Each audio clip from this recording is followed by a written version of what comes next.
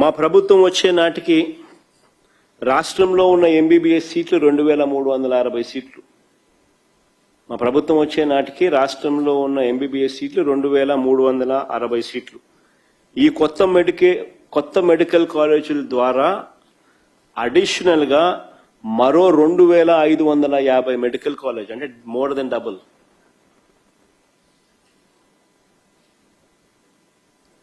మరో 2550 మెడికల్ కాలేజీలకు పెరిగి, అంటే 1993 నుంచి 2019 దాకా రాష్ట్రంలో ఉన్న మెడికల్ కాలేజ్ సీట్లు 2360 అయితే, కేవలం వైఎస్ఆర్సీపీ 5 సంవత్సరాల కాలంలో ప్లాన్ చేసింది అమలయ్యుంటే మరో 2550 సీట్లు పెరిగి 4910కి చేరుకుంటాయి.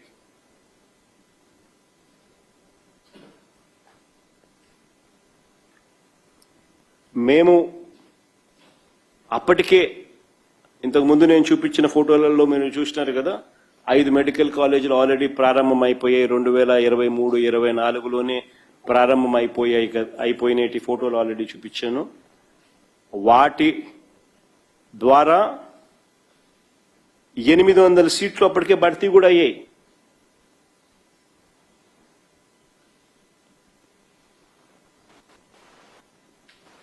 ఐదు ఇంటూ 150 750. పాడేరులో మరో 50 సీట్లు భర్తీ కూడా అయ్యాయి. పులివెందల్లో కూడా నేను ఒప్పుకొని నింటే ఇంకొక 50 వచ్చేది ఈ పాటికి. అప్పటికే ఆ సంవత్సరానికి దిగిపోయే సంవత్సరానికి వచ్చేటివి.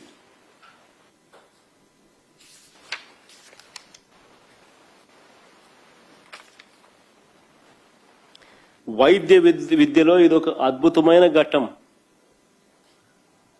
ఎక్కడ జగన్కు క్రెడిట్ వస్తుంది అని చెప్పి ఏకంగా దీన్ని దెబ్బతీయడం ఎంత మటుకు సమంజసం అని అడుగుతా ఉన్నా. ఎక్కడ క్రెడిట్ వస్తుంది అని చెప్పి రాష్ట్ర ప్రజలకు తీరని అన్యాయం చేయడం ఎంత మటుకు ధర్మం అని అడుగుతా ఉన్నా.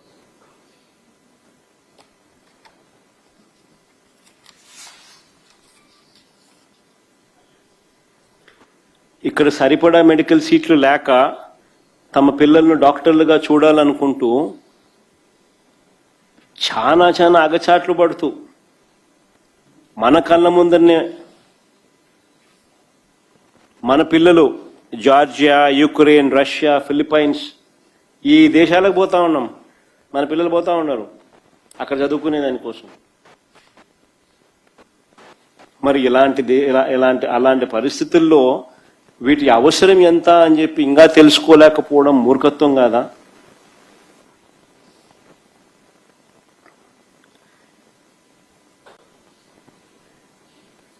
ఆలోచన మాది, ఆచరణ మాది, భూముల సేకరణ మాది, నిధుల సమీకరణ మాది, అన్నీ రెడీ.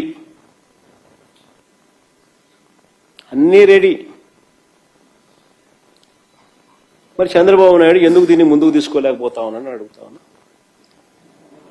మేము వచ్చే నాటికే దాదాపుగా 3000 కోట్ల పనులు జరిగినాయి. మేము దిగిపోయే నాటికే దాదాపుగా 3000 కోట్ల పనులు జరిగాయి. మిగిలిన 5000 కోట్ల పనులకు కూడా నాబార్డ్ శాంక్షన్స్ వచ్చినాయి. Central government special assistance for capital expenditure వచ్చింది. Centrally sponsored scheme for the establishment of new medical colleges కింద కూడా ఫండ్స్ శాంక్షన్ అయినాయి. మరి substantial portion of the funds ఈ 5000 కోట్లలో కూడా టైఅప్ అయినాయి. నేను అడుగుతా ఉన్నా, 5 సంవత్సరాలలో 5000 కోట్లు పెట్టలేరాయా?